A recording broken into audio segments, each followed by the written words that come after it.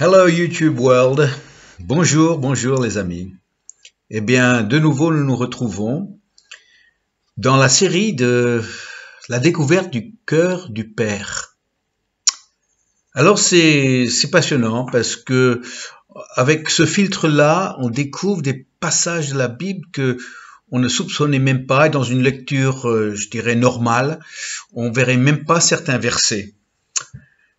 Alors en ce moment, nous sommes dans l'évangile de Jean.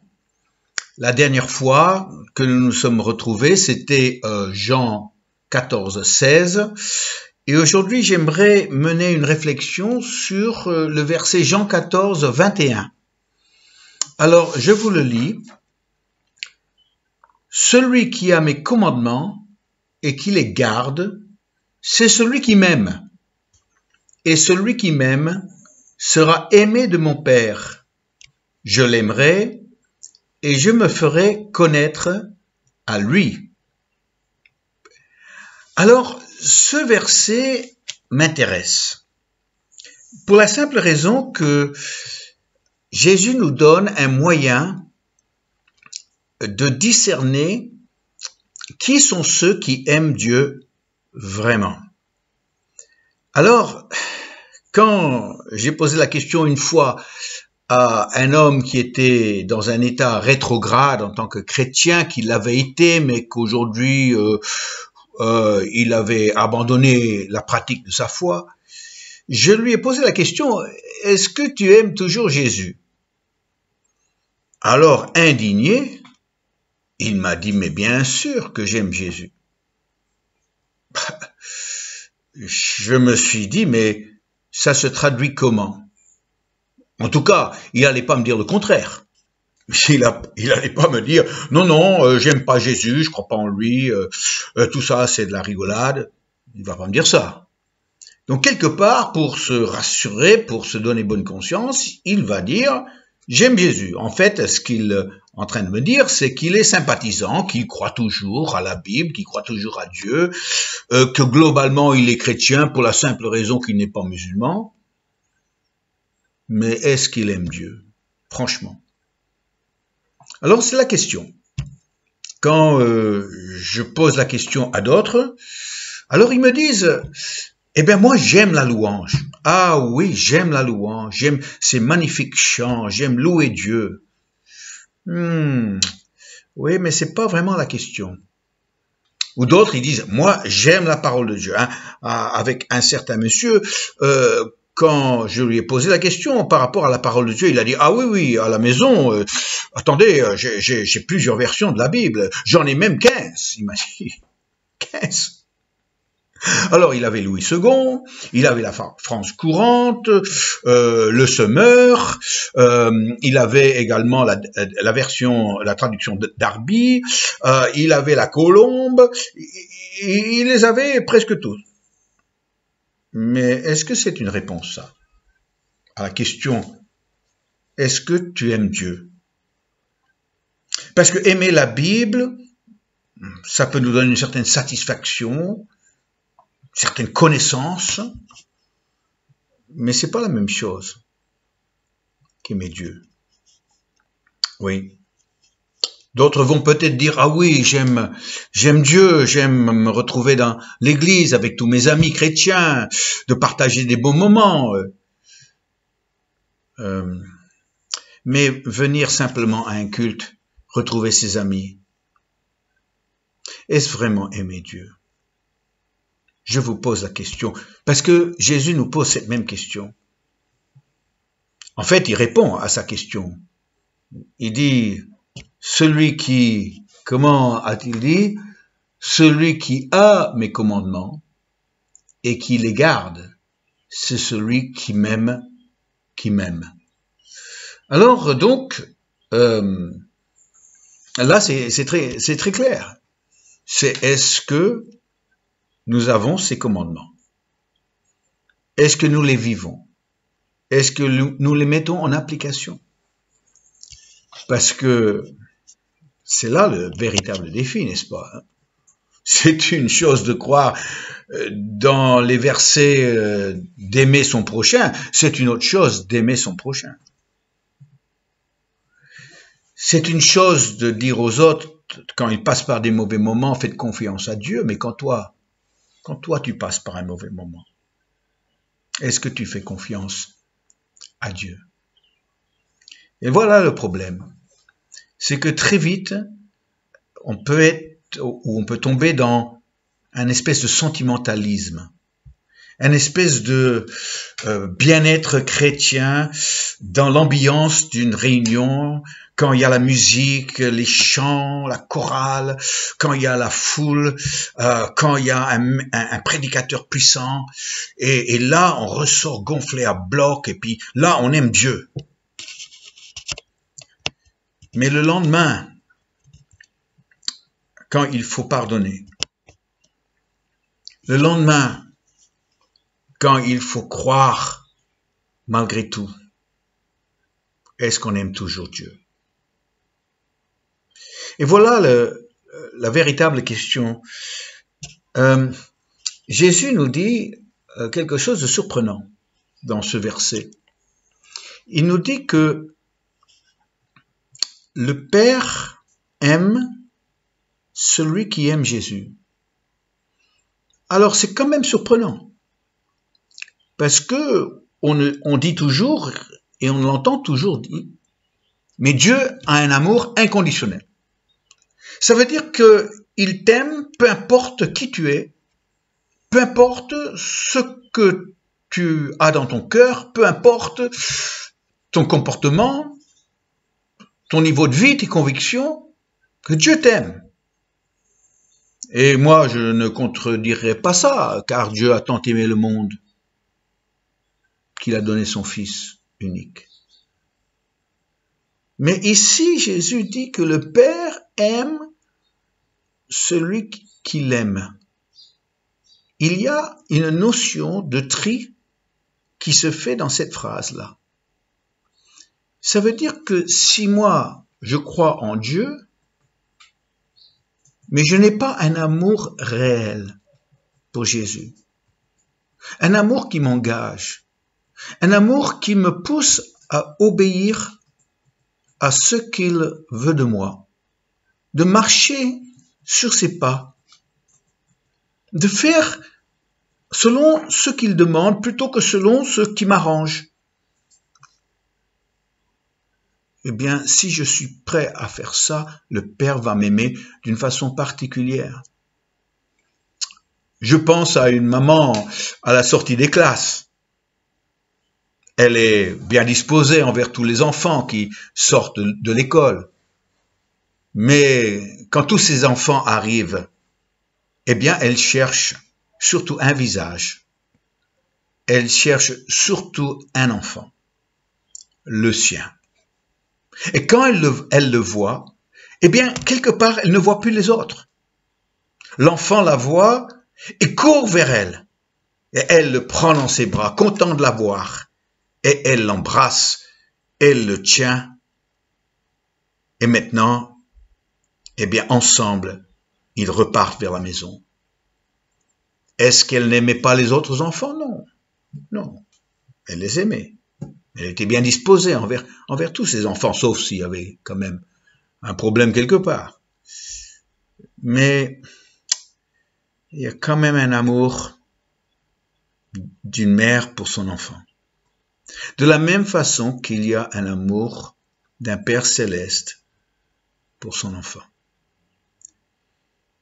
Et quand le Père voit un amour pour Jésus, mais fort, eh bien à partir de ce moment-là, le Père a un amour de Père pour cet enfant-là, qui dépasse tout ce qui peut être une espèce d'amour universel pour l'être humain.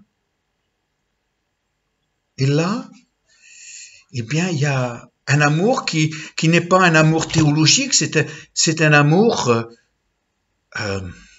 personnel, un amour affectif. C'est un peu comme, on pourrait dire, un Français. C'est quoi un bon Français? C'est quoi un Français qui aime sa patrie? un bon citoyen? Est-ce que c'est celui qui chante la Marseillaise lors d'un match de foot?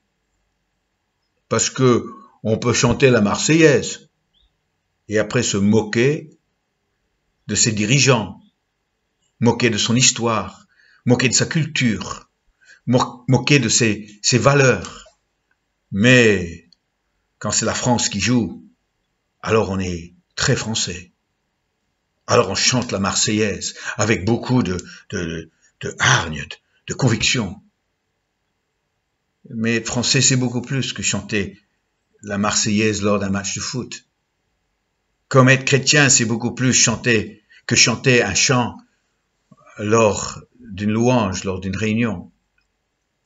Et finalement, être français, c'est de prendre toute l'identité, de prendre toute la loi française, de la respecter, c'est d'assumer ses responsabilités, que ce soit électoral, que ce soit au niveau des impôts, que ce soit au niveau du code de la route, que ce soit, et j'en passe.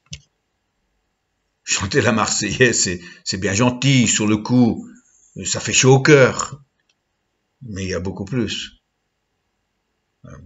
pour être un bon Français. Et de la même façon, être un bon chrétien, ce n'est pas juste chanter Jésus, je t'aime. De chanter un chant qui dit Père, Père, je t'adore. Père, je viens à toi. Tu es mon Père. On peut dire tout ça. Mais la réalité, c'est est-ce qu'on a ces commandements? Est-ce qu'on vit la vie? Est-ce qu'on garde ces commandements? Est-ce qu'on est d'un vrai de vrai? Parce que tout le problème de notre société, c'est que ils trouvent que les chrétiens sont quand même un peu décevants. Oui. C'est pour ça souvent on entend le mot hypocrite. Pourquoi? Eh bien parce que on se retrouve pour chanter des belles choses. On croit à des belles choses. On annonce des belles choses. On prie des belles choses. Mais est-ce qu'on les vit? Et c'est tout le défi d'être un fils du Père. Parce que le Père aime celui qui aime Jésus. Alors je vous relis ce verset. Celui qui a mes commandements et qui les garde, c'est celui qui m'aime. Et celui qui m'aime sera aimé de mon Père. Je l'aimerai et je me ferai connaître à lui. Alors finalement, est-ce que ça nous intéresse que Jésus se fasse connaître, qu'il se révèle personnellement, pas seulement ce qu'il a fait, pas seulement selon ce que la Bible nous raconte et nous dit et nous déclare, mais est-ce que Jésus se révèle à toi? Ah, voilà, on arrive vraiment aux choses du fond du cœur, des choses fondamentales. C'est ma prière pour vous aujourd'hui. C'est ma prière pour moi. Que je sois un vrai de vrai. Que je sois quelqu'un qui n'est pas en contradiction avec soi-même. Qu'on soit quelqu'un qui est aimé du Père. Parce que nous aimons Jésus.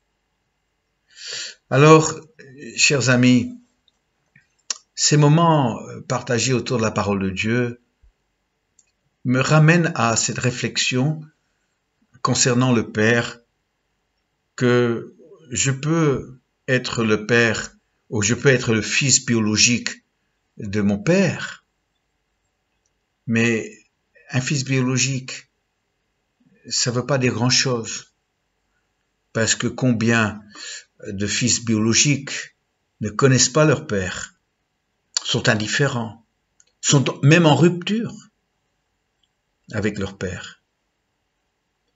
Mais aujourd'hui, mon Père céleste, eh bien, veut m'aimer. Il veut m'aimer. Mais il veut m'aimer d'une façon personnelle comme un fils, pas juste d'une façon universelle. Et pour cela, eh bien, il a établi des critères. Il a dit, si tu veux que je t'aime. Aime mon fils. Garde ses commandements. Et à travers sa révélation, eh bien, tu le connaîtras. Et tu me connaîtras. Et tu connaîtras mon amour si personnel, l'amour d'un père.